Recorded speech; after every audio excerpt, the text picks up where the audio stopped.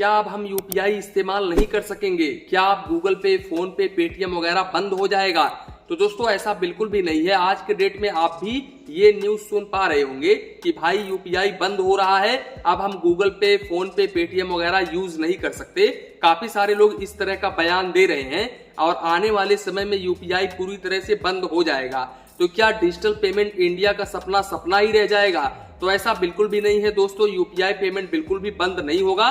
Basically यहाँ पर हो क्या रहा है, महाराष्ट्र में यानी कि मुंबई में कुछ जो पेट्रोल पंप के मालिक हैं उन्होंने यूपीआई पेमेंट लेने से साफ मना कर दिया है।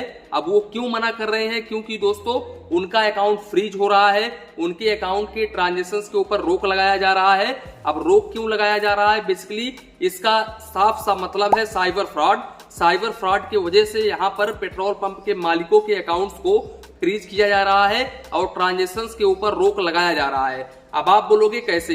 तो देखो, मैंने कुछ दिनों पहले एक वीडियो बनाई थी जिसमें मैंने आपको बताया था कि पुलिस किस तरह से चैन के माध्यम से अकाउंट को फ्रीज करती है।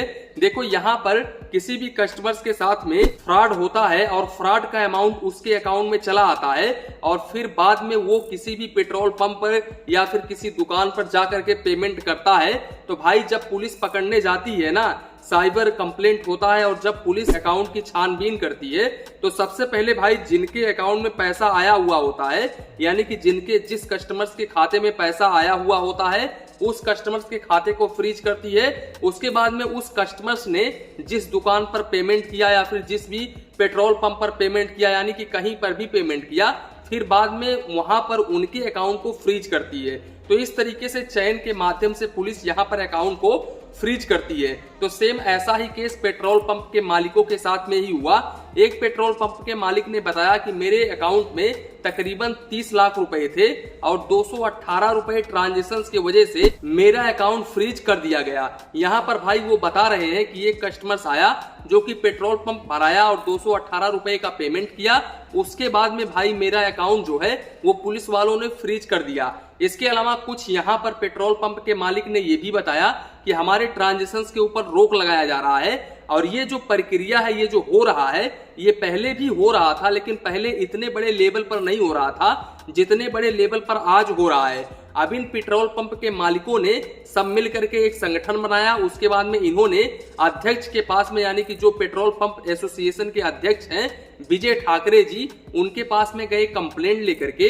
अब विजय ठाकरे जी ने सीधे सीधे लफ्जों में ये कहा कि जितने भी पेट्रोल पंप मालिक हैं वो लोग यूपीआई से पेमेंट एक्सेप्ट ना करें जब तक यहाँ पर सरकार कोई कड़ा एक्शन नहीं लेती है इसके खिलाफ। क्योंकि भाई देखो, वो लोग बिजनेस कर रहे हैं। अब किसी के अकाउंट में 30 लाख रुपए है, 50 लाख रुपए है, उसको डीलर से डील करना है, इसके अलावा वर्कर्स को सैलरी देनी है। और अगर यहाँ पर पुलिस अचानक उसके अकाउंट को फ्रीज कर देती है तो आप सोच करके देखो कि उसका क्या हाल होगा, उसका बिजनेस किस तरीके से चलेगा।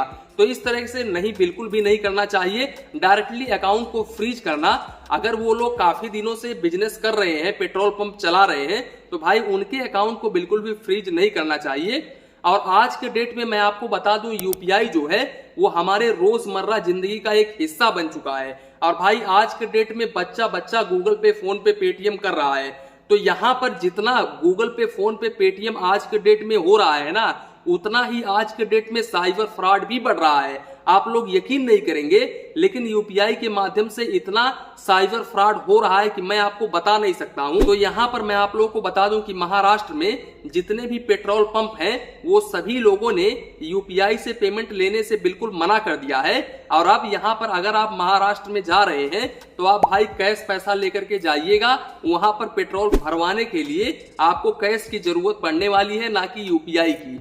तो यहाँ पर भाई आप यूपीआई के भरोसे बिल्कुल भी मत जाइएगा। और मेरा यहाँ पर ये कहना रहेगा कि आप कहीं पर भी जाते हैं तो भाई अपने पास में कैश अमाउंट जरूर रखें, यूपीआई के दम पर कहीं पर भी ना जाएं। दोस्तों यहाँ पर मैं यही कहना चाहूंगा कि भारत सरकार को इसके ऊपर बहुत ही कड़ी कार्रवाई करनी चाहिए। यहाँ पर भाई इस तरह से बिल्कुल भी नहीं होना चाहिए, क्योंकि अगर एक राज्य में इस तरह से काम हो रहा है, यानी कि एक राज्य में पेट्रोल पंप वालों ने यूपीआई से पेमेंट लेने से मना कर दिया है, तो ये धीरे धीरे और राज्य में भी बढ़ने लगेगा।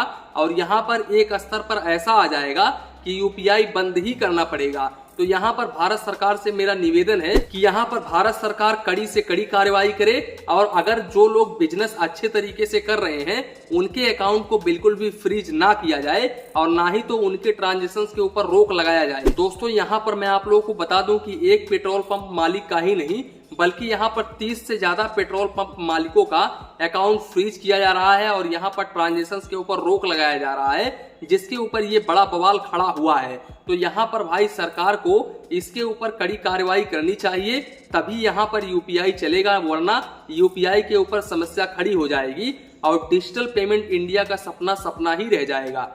तो कुल मिलाकर के यही था वीडियो, यहीं पर वीडियो को समाप्त करते हैं। वीडियो पसंद आया हो तो प्लीज वीडियो को एक लाइक करिए और अपने चैनल फाइनेंस बैंकिंग को सब्सक्राइब करिए। मन में कुछ डाउट हो, कंफ्यूजन हो तो प्लीज कमेंट करिए। धन्यवाद, मिलते हैं नेक्स्ट वीडियो में।